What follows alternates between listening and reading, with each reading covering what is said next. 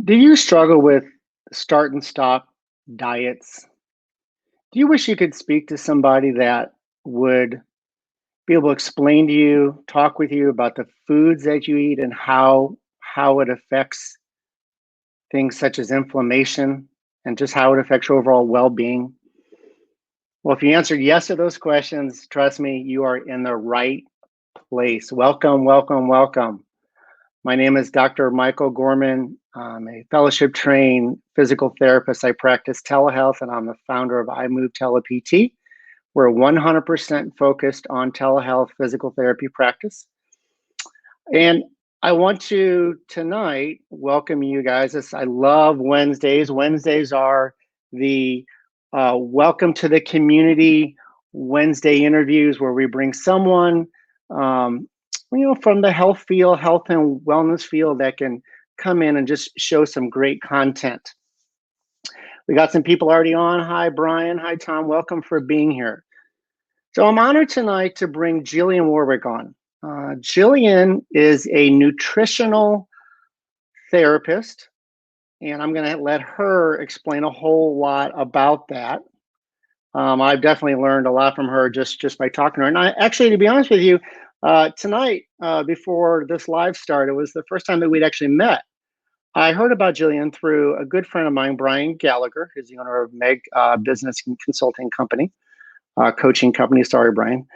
And Brian has certain people that are business associates with him that he really trusts and that he respects. And he actually did a podcast not too long ago with Jillian.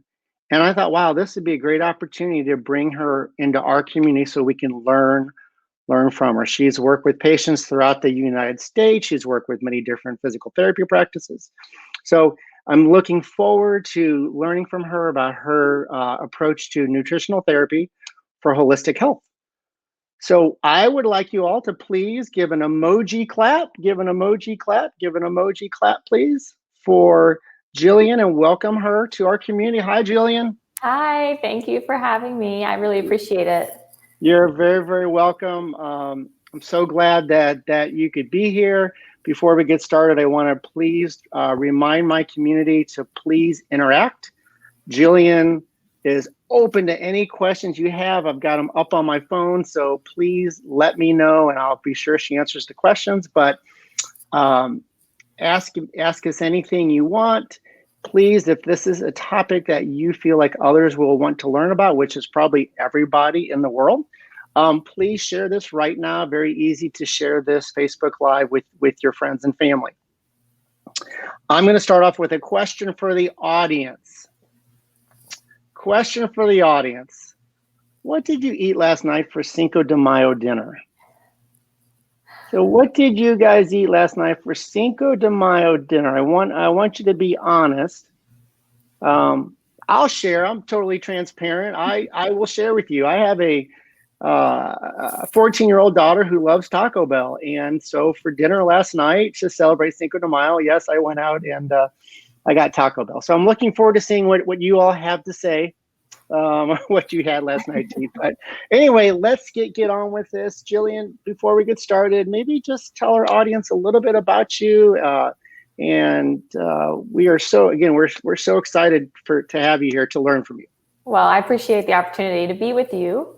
Well, first of all, people always kind of ask me, what got me into this field? And it really started in childhood when I had a lot of digestive issues. I mean, my kind of interest in healing has been lifelong. I didn't realize that I had so many issues until I got a little older, and I started going to doctors and having really no luck kind of figuring out the root cause of all the symptoms. I was raised very athletic. My dad was a triathlete. My mom was awesome. She cooked lots of good food at home, but it was still that kind of like standard American diet in some ways. And I now look back and see some of the things that could have been maybe triggers for me in my health journey. But when I work with anyone, I tell them that honestly, I'm doing this because I found healing through whole food nutrition. And as I was getting older, I started having a lot more digestive issues, hormonal issues. I was depressed. I mean, like clinical depression. And then I went into the athletic world and did like a lot of intense training and did a figure competition. And then everything just got worse because I still didn't know how to feed my body. So eventually I decided to go to a holistic doctor after many other doctors. Lots and lots of money down the drain. In my mid-20s, found a holistic care practitioner who started to educate me on food. And I just got sucked in. I loved it. I loved being able to, heal my own body by just learning the ins and outs of anatomy, physiology, the way nutrition affects our body to the cellular level, and I just never stopped learning. So I went back to school after having graduated college for a Bachelor of Fine Arts and decided that this was my passion, like health and wellness. And so I went back to school. The Nutritional Therapy Association is where I got my credentials. And that is actually something you can do as a distance learning program. Okay. And part of it's in person, but so it really digs into using whole food nutrition as the basis of how you work with someone and not band-aiding symptoms, looking at the root cause. It's very science-backed, but it's also very holistic. So each person is bio-individual, and that's how we operate at the Nutritional Therapy Association. We're very different than your typical nutritionist or RD. It's very Western medical, that RD approach, and there's nothing wrong with it. It just doesn't seem to translate to people kind of for a lifestyle change, and so that's why I really love what I do, that personal approach. Yeah. Sure. Well, tell me if you could, as far as, you own a company called Live Well Beyond. Tell me how that came about. What sort of led you into doing that? Well, because when I went back to school for nutrition, I realized that I didn't want to work in a sort of typical healthcare model.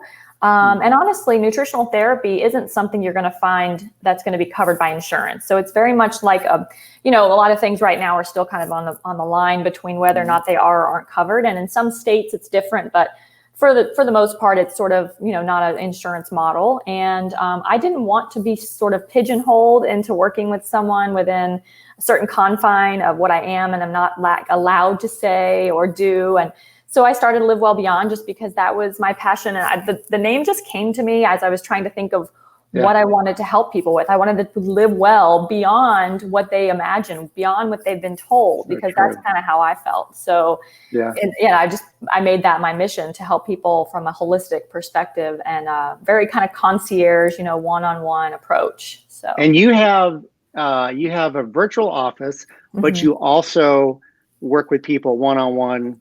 Because you're in Florida, right? I am in Florida, and I have transitioned to have like my practice be virtual, unless, it's really rare that I would see someone in person at this point, just because I'm more far reaching now to, people throughout the US, especially not so much in person as I used to be, more local here to St. Pete. I'm in Florida, but it's been such a nice thing to be able to expand out and really help more people widespread.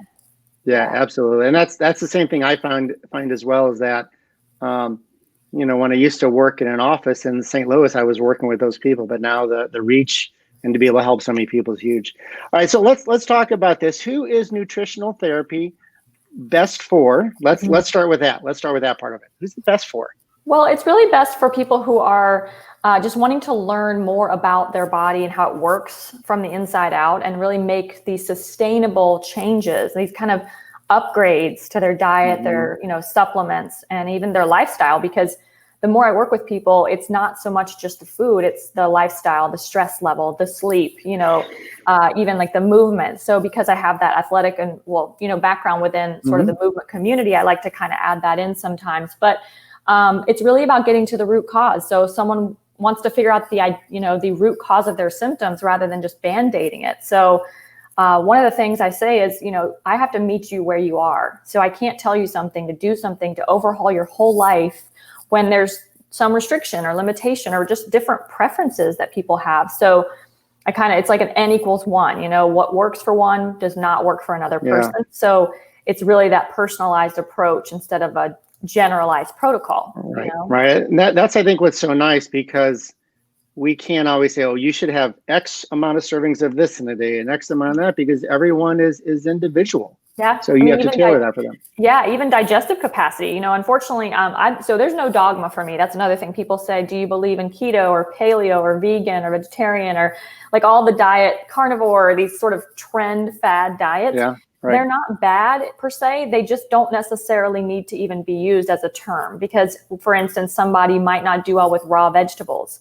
And that's not because they're unhealthy. It's about their constitution. And so if we need to say, okay, you're going to steam your vegetables or you don't need as many vegetables. I mean, there's a lot of kind of fallacy around nutrition in the nutrition and diet world. So I like to educate people about things. They're like, oh, I had no idea that was not true for everyone, because it's a marketed thing sometimes. Sure, absolutely. Okay, so the second part of the question, how does what you do from a nutritional therapy standpoint compare to someone who's working with a dietitian or nutritionist?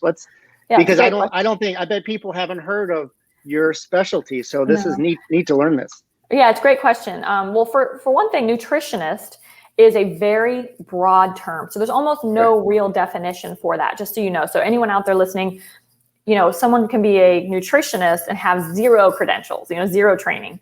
It's not regulated. A registered dietitian has actually gone through and had this licensure that has allowed them to work under the insurance model, where they can then use insurance to get payment. And they usually work under doctors, under the Western medicine sort of sphere. The only thing is about that, when I looked into going through school and I decided against being an RD, it was because I didn't want to be held to those regimen sort of rules. And so it was like, you have to tell someone who's diabetic to eat exactly this way. And I'm like, that's not my thing. I don't like to feel that this is a one size fits all. So, and that's not to say that registered dietitians are not amazing in what they do. And there's a place for that. But I have honestly found a lot of people come to me after having gone to a registered dietitian because that one size fits all sort of plan they got was very limited in how it helped them long term. So for a lifestyle change. For sure. And that's something that I totally agree with, because as a physical therapist, when I do an evaluation on a patient, there's no specific protocol that we can follow because everyone has a different body. Everyone has a different need. Everyone has a different goal. So snowflakes. We're all snowflakes. And I love how you're talking about from the inside out, because my Facebook Live Monday, and granted, the knowledge I have about nutrition is this much compared to you, but I did talk a lot about, our bodies are a lot like cars. And cars that may be beautiful on the outside, if they don't have a great engine inside, that beautiful car on the outside isn't going to work too well. So, for sure. Yeah. Okay. Let's talk more key foundational principles and strategies, including a couple tips. So let's start with the first thing, key foundational principles and strategies. Well, and with nutritional therapy, one of the things that I take someone through on the first appointment is addressing the foundations first. And so the intake that I send someone gives me a really good picture of what their bodies are kind of missing or what's maybe out of balance. And we want to focus on the foundations first. So addressing the foundations, and I'll just kind of list some of those out so people understand what I mean by foundation. Foundations of nutritional therapy include hydration, proper digestion, so like the upper GI, the small intestine, the large intestine, and then you've got liver gallbladder function, which is a crucial part of the foundations, minerals, fatty acid balance, and blood sugar regulation. So I know that's kind of a lot, but those are the things that have to start to be addressed initially. And each person has a different priority. So it's not like you have to address all of them at once. But I find that most people need some sort of digestive assistance. And again, coming back to hydration, that is the first thing I talk to someone about in each appointment, or in the first appointment with each person, because hydration is crucial to the function of your whole body. We are 60% water mostly, up to 60% water. And many people are chronically dehydrated and they don't even know it. And it can cause things like, chronic health issues like migraines or headaches, joint pain, brain fog, poor digestion, cravings. So, and that's just a few things. So dehydration is a big problem for a lot of people. And I like to address that first. So a tip for everyone here is to make sure you're drinking at least half of your body weight in ounces per day. And that's just a general rule of thumb. And I will tell you that if you're drinking a lot of diuretic fluids, so like coffees, tea, even herbal teas, alcohol, juices, fruit juices, those are actually dehydrating. So we need to add in extra water. And the rule of thumb is every ounce of that dehydrating liquid, we need to put 1.5 ounces of water back. So That's just a kind of an easy tip for people to calculate for themselves to help them enhance their hydration.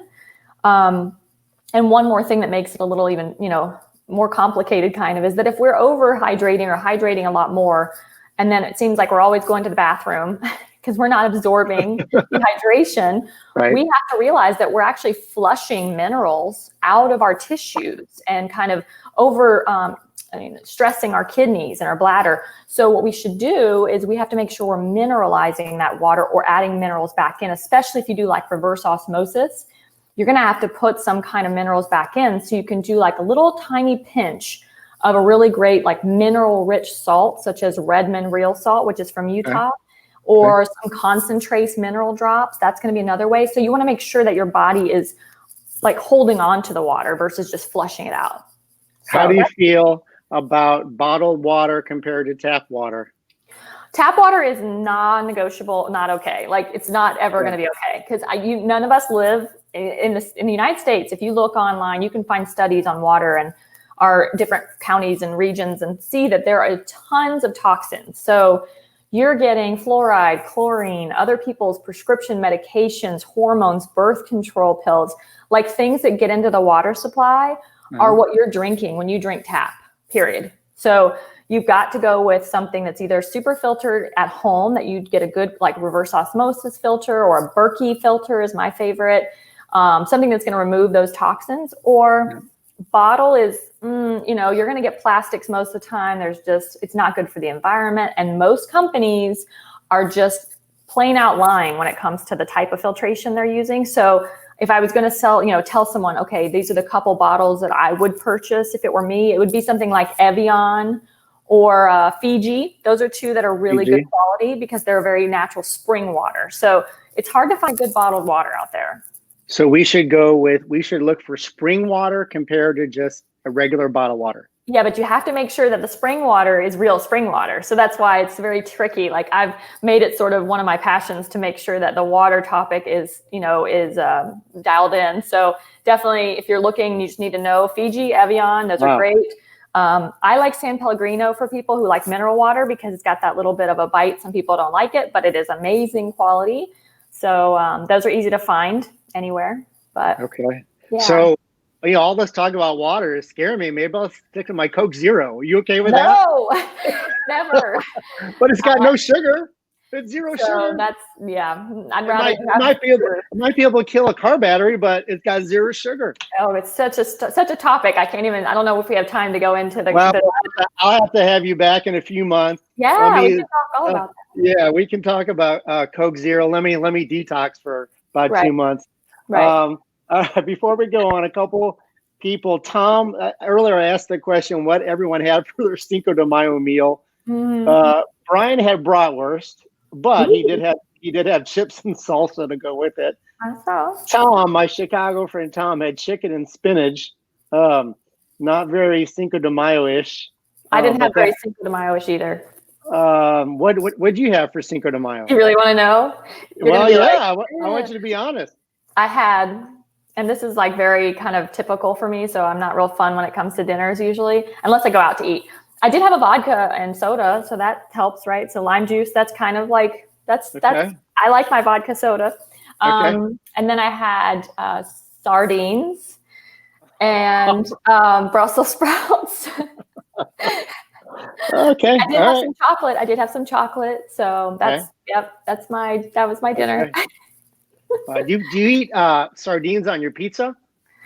I don't eat pizza that often because I eat gluten-free pizza, but I'm celiac, so I can't have gluten. Oh, but okay. I would eat sardines on my pizza. I haven't done that in a long time, but I haven't done that. That's kind of a good idea. I like anchovies too, so that could be anchovies. Okay. Have you ever had Hawaiian pizza? I did when I was younger. I actually had that with the ham and the pineapple and all that. Yeah, it was okay. I like meat and I like cheese, so I probably wouldn't go back to the pineapple. Well, talking about meat on Monday, maybe I can teach you something. We talked a lot about inflammation. I saw that. I watched on Monday. Yeah. Did you know about arachidonic acid? I did. Oh, Good job. So but again, we can't go down that rabbit hole because I have a lot to say, and No, I know. There's a lot of fallacy around the concern around red meat for inflammation, depending on what you currently are dealing with in your body. Let's just say that. So it's not a one size fits all. Again, it doesn't matter. It's not that it's not true for some people, but we have to know who we're talking to and what their underlying conditions are before we say red meat is bad. Absolutely. And, we have someone from my community, Maureen just chatted or sent a chat in, and she brought up something very good. And this is something I've said several times as we're sharing knowledge. Mm-hmm. This is knowledge that we're sharing. It's something for you to take in before you go down any path. If you have a primary care physician, we want you to talk with them. We're not telling you to go on this plan or that plan. Last Wednesday, I had a guest on. We talked about the Optavia diet that I had been on. And so we're not telling anyone to do anything, but she brings up a very good point. Please, as we're sharing information, whether it be exercise or nutrition, talk with your primary care physician before doing anything. That's just my word of wisdom there. Yes, so. I am not a doctor. I do not diagnose, treat, anything like that. This is not medical advice. This is a conversation. And you'll be very happy to know that Stephanie checked in and she said she loves Brussels sprouts. Ooh, yay. They're so good. I hated them as a child. My mom would steam them and I thought they smelled like farts, and now I'm like, I love them. It depends on how you prepare them, right? You got to do it right. So. Yeah. I like it when they're sauteed with bacon. Then it's good. I don't think I can do it steamed. So right. Anyway, okay. All right. So, okay. Any other tips or takeaways? Give me one more takeaway for this group. Takeaway. So, this is going to sound sort of random, but when it comes to people kind of dealing with things that they're not sure that the root cause of a digestive issue, I would say first and foremost, almost everyone could benefit from a really good digestive enzyme. I see that over and over because you may not know this, but as you age, your pancreas, which is responsible for a lot of the digestive enzymes, actually gets worn out just because of age. Not even, we can talk about the other reasons, but just generally speaking. So we want to make sure that we have optimal digestion, and it's so easy to take like a decent quality. My favorite brand is Enzymedica. Digest More, I think, is the one I take, but it's a very high quality one. So it's not the cheapest, but it's going to be so helpful to you to digest your food and easy. It cannot hurt you. I mean, this again, I'm not a doctor, but I can tell you right now that everyone I've ever seen take it, I take it. It's safe and helps a lot. So that could be something somebody tries for themselves. Perfect. Yeah. Okay. So before we go into the fourth question, as you guys know, we have 5 questions, but this is an aside. I have a son who's almost 11, and he is a great kid, but he is a tremendously picky eater. Do you have any words of wisdom? Any free advice for dealing with a child that is really, he's very much a brown food eater, and it's very restricted what he eats? I feel like in a way this would be terrible for me to weigh. I will say something, but at the same time, I'm not a parent. Okay, so we have to remember that. Yep. I will say that there are good recipes out there to hide veggies in. So if you want to do things at home, prep food that you can kind of mix things in to other foods, that could be helpful. And I don't know this is how I was raised. It was, here's your food, enjoy it. And I got broccoli a lot, and I got Brussels sprouts, and it wasn't a question of let's talk through what makes you happy. It's you're the child and I'm the parent, and I'm making you good. But I'm not, and I'm again not at all criticizing any parenting technique, please. Yeah. But I know it's probably not easy to feel that kind of stress in the food realm. Yeah. Maybe you say, hey, you know what? How about you make your own dinner? Make your own food. I mean, really, not in a mean way. Just be like, hey, let's go ahead and see. And it has to be something they make, not buy pre-made. Maybe you make it kind of a thing where you can make what you want, but it has to be under the guidelines of real food versus just like a pizza in a box or something. That's just. It's probably. I bet it's probably pretty hard to mix in something good with Tyson chicken nuggets, right? Well, maybe exactly. Maybe can you find better? I always find replacements for people. So what I do is a lot of times I'll give people swaps, when I work with them, if they can't figure out what's a better choice. And there are good ones out there that are pre-made now in the freezer case, fridge case, that are better quality ones. So it's not that you have to stop eating it. It's just get the better choice, That's true. Well, So, thank you for that advice. I will implement it immediately. yeah. Stephanie asked a question. What do you think about, maybe I'm saying this wrong, but Floristore as a probiotic? Have you heard of that before? Floristore.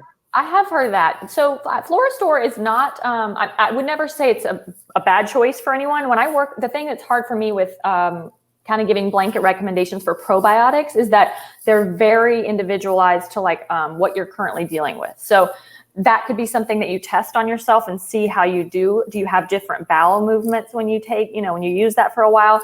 I would say, for instance, when you're looking at a company, make sure you do your homework. Go to their website, see the studies that they've put on there about their testing and their quality and their, so you don't just take it based on the marketing that came off the TV or Facebook ad or whatever. You want to make sure that it's a legit company that has good science. Right. So that's all I can say really, because I hate to give anybody really good recommendations that I don't know the person. So sorry, but I do. Yeah.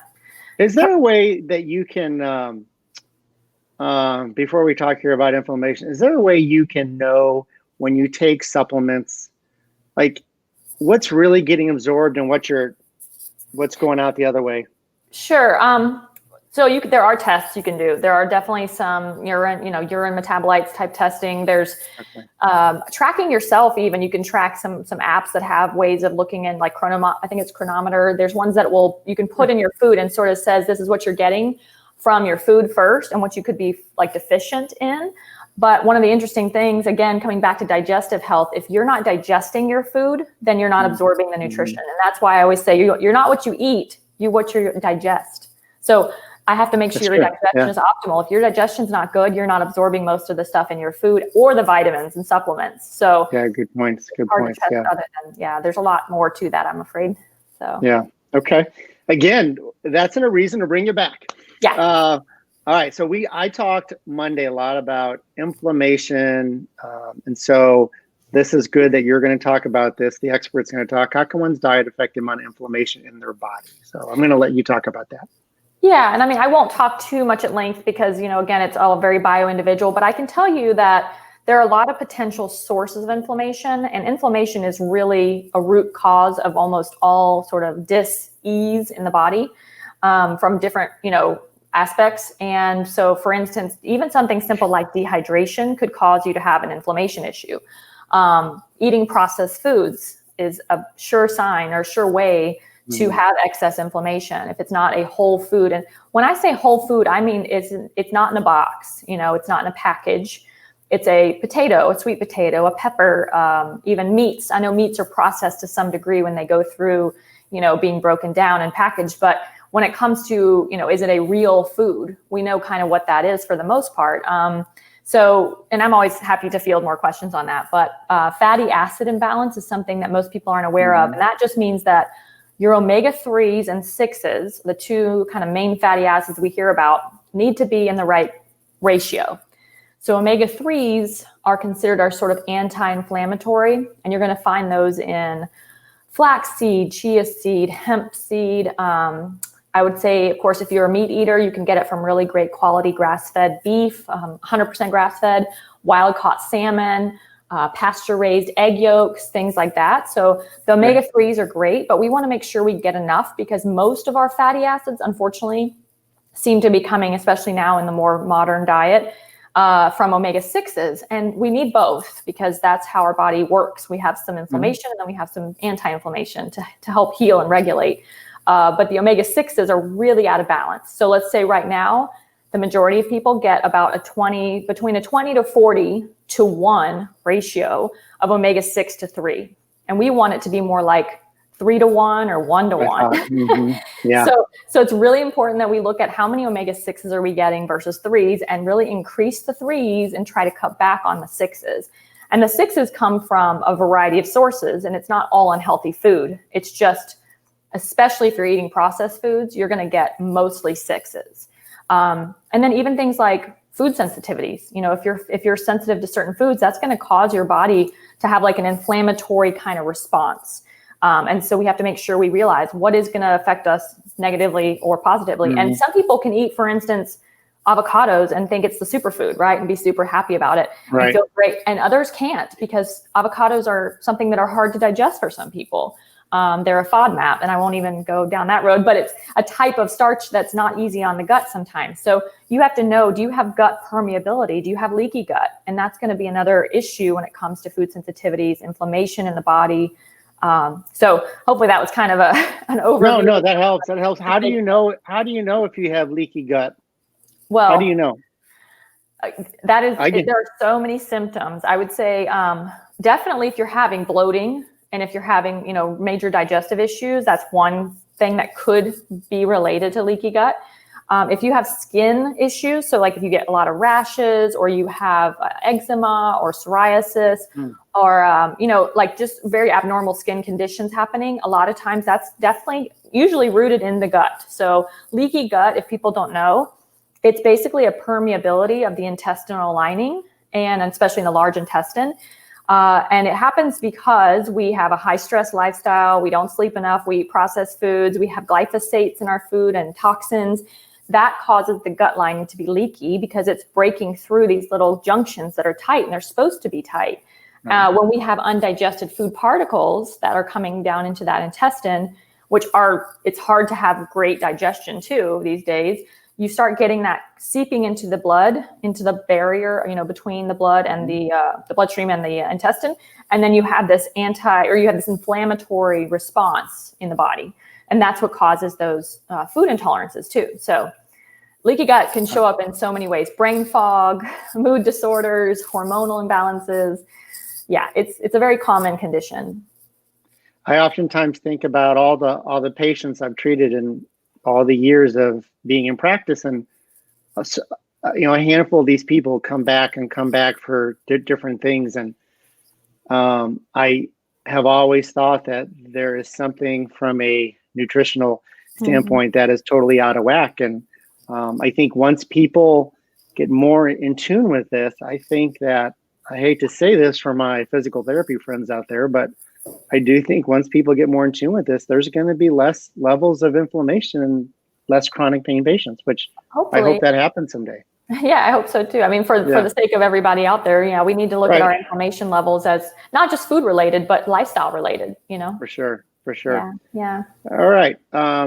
So my final question, I ask this to every guest: what is your mantra? Like, what do you live by? What do you wake up in the morning and live by? What's your mantra? Well, it's funny because I think when I first read the question, I was like, the first thing that came to mind was, what, I have to put thought into this. And then I thought, no, I don't.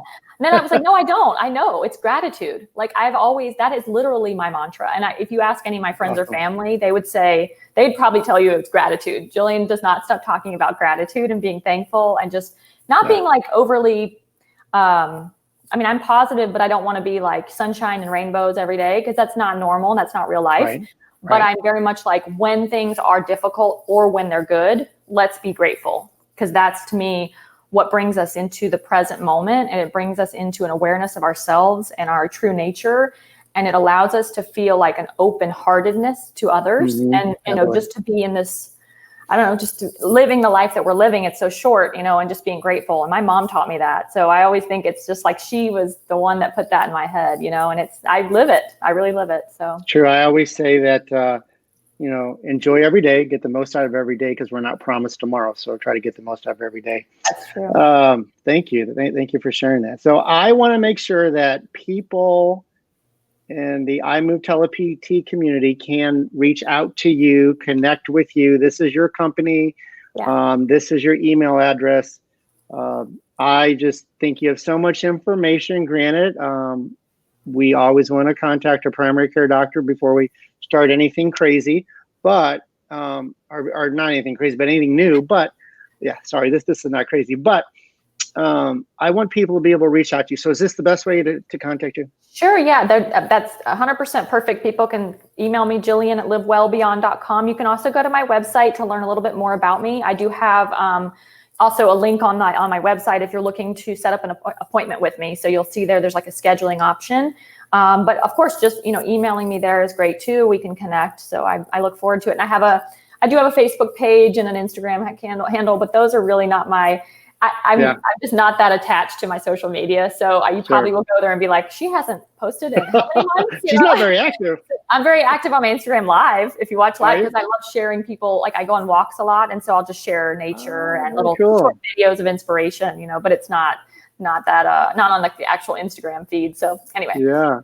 Well, Ron checked in and he said she should come back. Aww, so that means that shortly, maybe like in a month or two, we'll have you back and we'll have more questions for you and you can share your incredible knowledge. But I want to thank you. I have a lot of gratitude that you took this time out of your life to share with us. And I do hope people from my community meet you because you have so many amazing things you can share. It's, you know, we always need to think of our bodies from the inside out, and you have a very good understanding of that. Well, thank you. And I want everyone to know too that I'm not, like I said, I don't have a dogma around anything. And honestly, I'm always learning, and I'm always the first to say, you know what, science has shown that this is no longer the case. So I'm not going to stick to the old adages of, you know, nutritional science from 10 years ago. We're going to be staying very up to date on that. So, you know, I'm always open to new ideas. Yeah. I also put your information up on my personal Facebook page. So you guys can go to that, and it has her company name and her number and email address and all that. So please go to that. But I want to thank you for being here. This is really awesome that you could come in, and I'm so glad that Brian introduced me to you. And me too. Please have a great night. Be safe there down in Florida. I will. Thank you. You too. All right. Have a great night. Okay. All right. Good night. All right. Bye-bye. Okay, well, that was fantastic. I really enjoyed her being on. I hope you all got a lot out of that. As always, I welcome your feedback. If there's any specific thing you want to talk about, or any specific guest, or you might even know a guest that would like to come on and share their knowledge of wellness, health, anything like that that can provide information, good content for our community, I'm more than open to it. So please share. So please come back tomorrow, 7 p.m. Central Time. Tell Me Why Thursday. We're going to start a week long of talking about jaw pain. A lot of us have the clicking and popping in the jaw, and unfortunately, sometimes that clicking or popping becomes painful, and not only painful in the jaw, but the pain can begin to spread to your neck, giving you headaches, all kinds of symptoms. Unfortunately, the jaw, or it's called the TMJ, the temporal mandibular joint, unfortunately, it's undertreated, lots of time misdiagnosed. So we're going to spend a couple Facebook Lives talking about it. Next Wednesday, we have a guest. He is a physical therapist, a member of our community, Tom, that's going to come on, and he does a lot of TMJ treatment, so he'll talk about it then. But hope everyone has a fantastic rest of your Wednesday night. Enjoy, and thank you as always for checking in with me and being a part of my community. Have a great night. Bye-bye.